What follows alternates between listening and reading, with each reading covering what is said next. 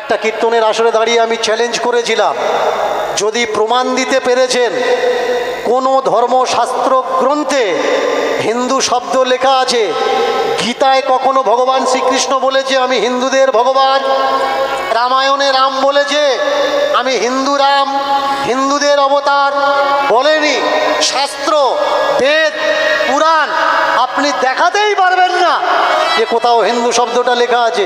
তাহলে যেখানে হিন্দু শব্দ লেখা নেই, আমাদের ধর্মটা হিন্দু ধর্ম কি করে হয়? প্রশ্ন করতে হবে, প্রশ্ন করতে হবে।